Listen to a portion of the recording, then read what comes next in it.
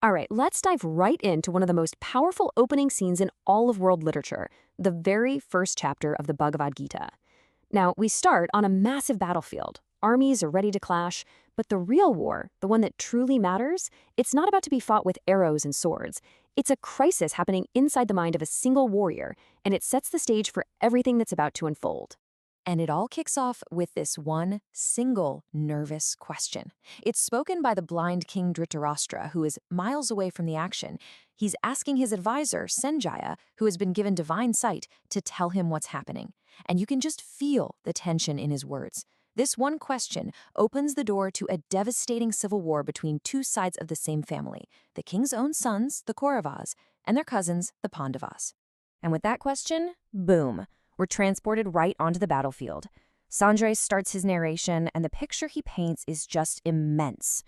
Two colossal armies staring each other down, ready to bring about total destruction.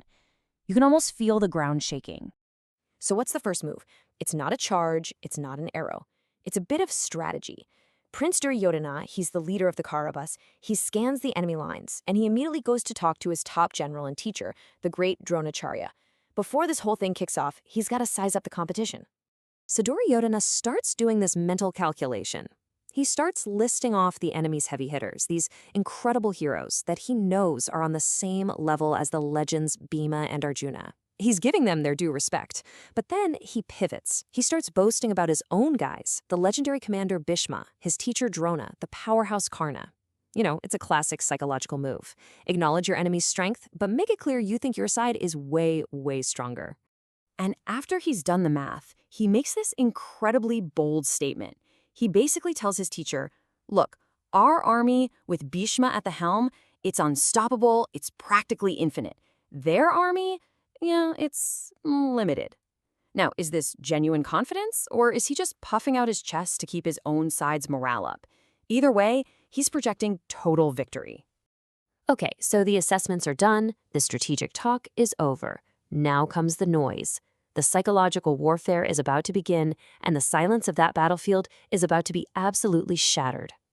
And the Kauravas make the first move. Their grand commander, the elder Bhishma, steps up. He wants to fire up his troops, so he raises his conch shell, ready to signal the start of the war. And wow, what a sound it is. The text says he roars like a lion, and you can just imagine the power. It immediately boosts Duryodhana's spirits. And then, like a chain reaction, the entire Kaurava army just erupts. You get this thunderous blast of conches, drums, trumpets. The battle of sound has officially begun. But you can't make a sound like that on a battlefield and not expect a reply, right? The Pandavas are not just going to sit there and take it. They have an answer ready. And their answer isn't just meant to match the noise, it's meant to completely crush it. And this is where we see the real heart of the Pandava army.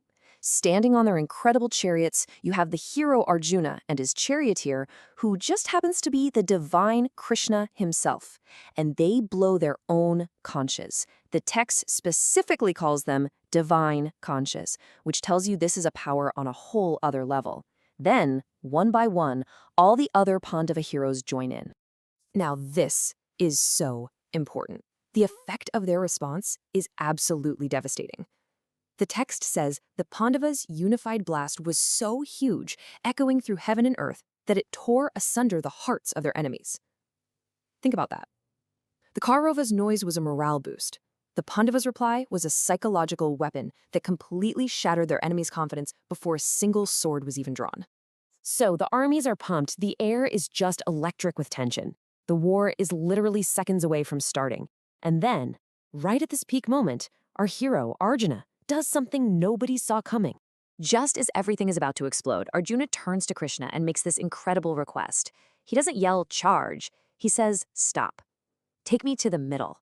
He feels this sudden need to see for himself, with his own eyes, who exactly is standing over there, so ready and willing to fight this war. And Krishna does it. He just expertly glides the chariot right into that no man's land, pulling up right in front of the enemy leadership. Bhishma, Drona, all the kings. From this spot, Arjuna can see everything and everyone. And Krishna tells him, behold, Arjuna, look at them. And what Arjuna sees from this vantage point? Well, it doesn't fill him with fighting spirit. It triggers a complete and total emotional collapse. This is the exact moment the story pivots, from a war on a battlefield to a war within the soul.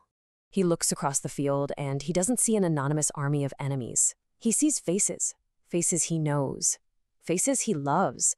He sees his grandfathers, his teachers who he revered, his uncles, his cousins, his own brothers, even his sons and grandsons fighting on the other side. This isn't a battle. It's a family tragedy waiting to happen. That realization just hits him like a physical blow. This isn't just some abstract idea. His body literally starts to shut down. He's filled with his overwhelming sorrow, he starts to tremble, and the hair on his skin stands on end. And then comes the ultimate symbol of his breakdown, the Gandiva. That's not just any bow. It's his divine, legendary weapon. He's supposed to be the greatest archer in the world. And in this moment of grief, he can't even hold it. The bow literally slips from his hand as his mind just spins. His entire identity as a warrior is just dissolving. He turns to Krishna and just lays his soul bare. He starts questioning the entire point of this war. What good is winning a kingdom? Who cares about pleasure or even life itself if the price is the blood of your own family? That victory he wanted so badly just a few minutes ago now seems like a sick, meaningless joke. And look, this isn't just an emotional breakdown. Arjuna builds a really powerful, logical argument against fighting. He says, first, killing his family is a terrible sin, and that sin will set off a domino effect. If the family is destroyed, then all the sacred traditions die with them. And when tradition dies, society itself falls apart into chaos and corruption. And finally, all of this will lead everyone, both the living and the spirits of their ancestors, straight to hell. For Arjuna, this war is not a path to glory. It's a one-way ticket to total spiritual ruin. So having made his case, he acts on it. In the very last line of the chapter, Sanjaya reports that Arjuna, just completely crushed by sorrow, throws down his bow and his arrows. He's done. He slumps down onto the seat of his chariot, a warrior who has just renounced war at the very moment the war was supposed to begin. And that leaves us right here with the central question of the entire Bhagavad Gita. The hero has given up. His spirit is broken, and honestly, his reasons for quitting sound pretty convincing. So what in the world could possibly be said to him to make him pick up that bow and fight? That's the challenge Krishna now faces, and that's the conversation that the rest of the Gita is all about.